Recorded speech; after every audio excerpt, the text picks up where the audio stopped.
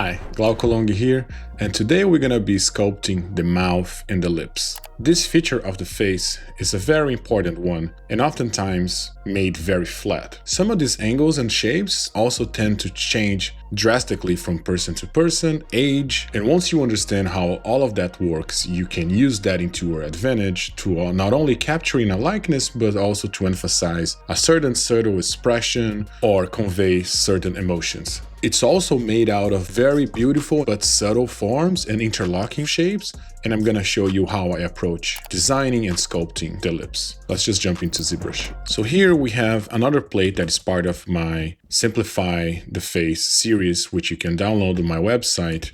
And this plate here is a very basic sort of structure of the lips of the human face. And this is somewhat of a very kind of generic structure of the mouth and the muzzle and the lips face. So let's just put this one a little bit more into like a frontal view here and also side view, because I really want to emphasize some of these angles. And if we look from the top, we also want to make sure this is going out, right? Like if you look at the skull, which you're gonna see in a different video, the skull has this whole round shape, sort of like pushing out the lips. And that's why we have this muzzle area kind of bulging out, because the teeth and the whole structure, it's pushing out, right? And you gotta remember that, because that sort of pressure of being pulled out is gonna really help us convey and converge some of these forms in. So if we look at some of the steps here, you have a couple steps that are very planar steps, and I think it's important just to kind of remember top plane, top plane, bottom plane, and also this sort of like W shape simplification that we're gonna look at in a little bit, and a much more simplified approach, right? But it all starts with that volume being pushed out. So with that in mind, let's just start with our friend cube here. Let me just make sure I have symmetry on here. Okay, so that's good. Let's just Dynamesh this bad boy. Let's see if we have enough resolution. Yeah, this should be plenty. Let's just kind of make this a little bit taller so we have a little bit more room to sculpt, to manipulate the forms. Let's start by, remembering that we have that volume. So I'm gonna think about the width of my lips or my muzzle, starting with clay a little bit from the front and kind of fading out, right? Another way that we can do this, we can just kind of mask it out, which is probably a little bit faster and be a little bit more bold. I'm gonna make this a very big brush stroke, very big brush, and just kind of pull this out from the middle, which creates this, spherical structure. And remember, looking from the top on the cranial mass, this actually goes back in, right? So this is actually going in, and the more we go towards the side of the face, the more flatter and like lateral it all becomes. So I want to make sure I'm also capturing that in these corners here. So this corner is where the lips are going to continue going in this direction, right? So we want to think about following through the form. Okay, so this is good. For the lips, we want to be able to right away just kind of separate out top plane and bottom plane of the lips. And we can also think about design and the composition of some of these lines. And so let's just use the damn standard brush here. Let's just rough out a little bit of the design of some of these shapes. We're gonna be changing that very drastically. But with the clay buildup, I wanna be carving out some of these shapes. And I'm gonna carving and making planes with this. So I'm gonna start carving out the bottom plane here, and I'm gonna put at an angle, and I'm gonna do two big triangles here. So these two triangles here are gonna help us refine, and the triangles are right here, right? Like if you don't see them. So 1, 2, and this is gonna start to help us really inform and construct the different ideas for the top and the bottom. And I wanna continue thinking about design. So just don't wanna do harsher edges, but I also wanna design the flow of some of these beautiful lines, right? And creating a little bit of an interesting and appealing shape to our lips. Now, I don't want to have this very harsh line here. And because I want to continue emphasizing this whole idea of movement, I want to make sure these lines are also like being pulled in these corners here, right? Like remember, like this corner, it's almost like little holes that are pulling our muscles and our whole structure in. So everything that happens around the muzzle and around the lips, they're pulling in. Obviously not literally, but just like conceptually thinking, right?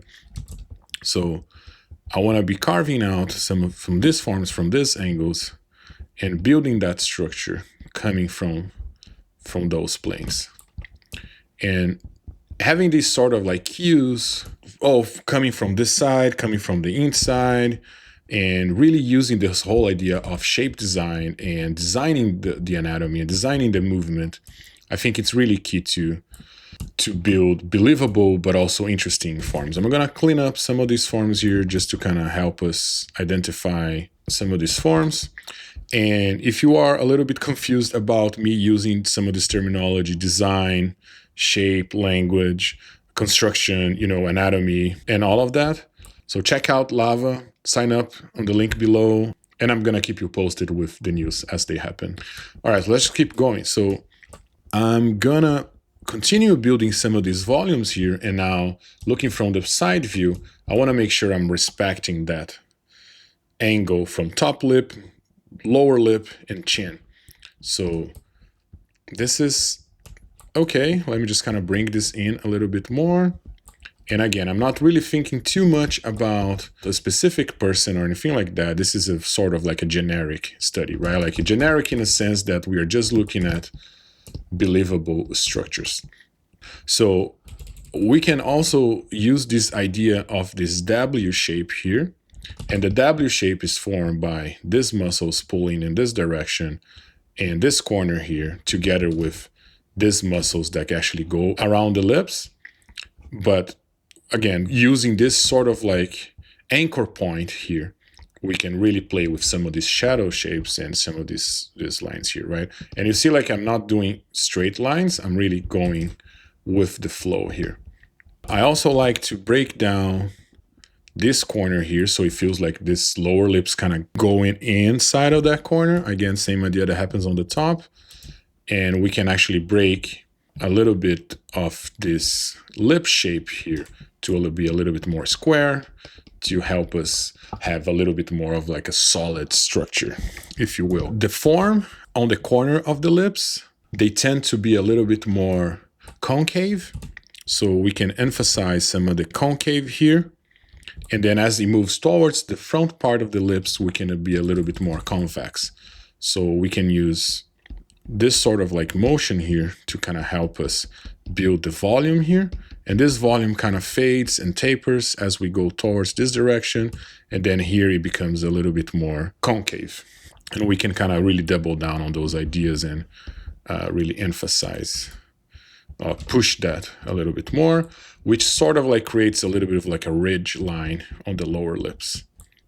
If we continue working on our chin here, I'm just add a little bit more mass to the chin. And obviously, some of these things start to become very hard to actually see without the full context. But just bear with me because, this is just a study of like some of these big masses.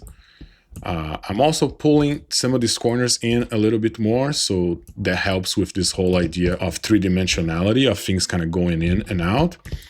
And to kind of lock some of that corner in, which I think it's a super important part of the face, I'm gonna add a little bit of volume here, right? So there is a little bit of like this volume, which is part of like these muscles, but anyways, it doesn't really matter that much. Is that little corner, it's covered by this little volume. You can actually see this little volume here, kind of tightening that whole corner together and making that feel very organic and natural. Let's just kind of emphasize some of these planes here. It was a little bit too round.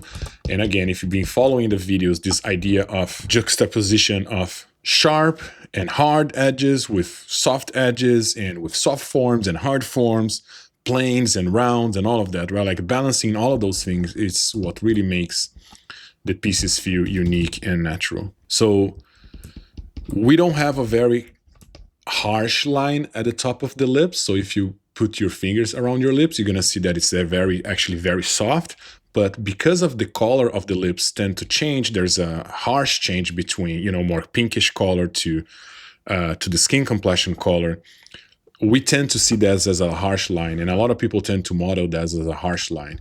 So whenever you're texturing, you can make that line a little bit harsher than normal, but there's still a little bit of a fade. But when you're sculpting, you want to make sure you are capturing that there is a difference between top plane and bottom plane, but you don't want to make that very harsh because it creates a very weird look to the lips. So looking from the side, you can see that I actually lost a little bit of like that top plane and bottom plane of the lips. So I want to make sure I'm maintaining that hierarchy, right? So I'm gonna be pulling this out a little bit more, and I'm gonna be moving this in a little bit more too. So I want to make sure I'm respecting the structure, this order that is created by the anatomy. Let's just play now with design a little bit more so we can kind of start shaping and playing with some of these proportions, some of these lines. And you can see this is a very generic, you know, mouth, but you can see like how small changes like this change the nuance of the expression and how you actually perceive some of these forms. But overall, this is starting to shape like a mouth. Let's just go to our rake brush here, and I'm gonna continue refining some of these forms. And let me just kind of go around the form here and kind of emphasizing some of these planes and making sure I'm still reading all of these as round and kind of using that to help me break that harsh line. And I want to kind of have the light and shadow do the job for me on this top plane. I don't want to have to really draw a line there. And also, you know, if you watch my video on brush stroke and direction and all of that, you can also use the brush strokes here to kind of convey. You see, I'm not really creating too much of a plane, but just creating a little bit of the brush stroke there. This also helps to kind of indicate some of these forms for us. So it's all a manipulation of all of these tools that we have at our disposal. And here I'm kind of going together with the form. And here on this concave part, I'm kind of building a little bit of a plane, creating like a flatter surface. And then here I'm going a little bit rounder, right? This is more the convex part of the lips. So I want to, you know, double down on that idea, on that idea. And, you know, continuing refining. So this corner goes in, this corner goes out, breaking some of these forms, going around together with the form, cleaning up, using some of this direction, right? Like remember, I want to make sure like things are being pulled into this corner. So using a little bit of that direction, creating a plane and letting some of this brush stroke indicate or really move our eyes there. The chin, we haven't had chance to really sculpt much here, but I'm just gonna you know, clean up some of those forms, cleaning up some of this W shape here. Obviously, again, this is a very generic sort of approach, but a good starting point for those of you who want to start studying some of these forms. So there you have it. I think this is a really good start. It's actually pretty similar to my reference. So we don't have to overly do this type of exercises. Today, I just want to give you the full generic sort of structure. And then from here, you can look at different references. You can look at different sculptures. You can start really looking at more nuanced forms here and there and some of these overlaps. What happens when the lower lip kind of goes inside of the top lip on the corner. You're going to see like a lot of like, there's so much more nuance than what we looked at here. but I hope this helps. Alright guys, so we looked at the lips here today. Make sure you check out the nose, the ears, and the eye video as well, which have been uploaded previously too. Let me know in the comments if this is useful and if you haven't been doing these exercises with me. Share this video with a friend. Don't forget to like, subscribe, and I catch you on the next one. Cheers.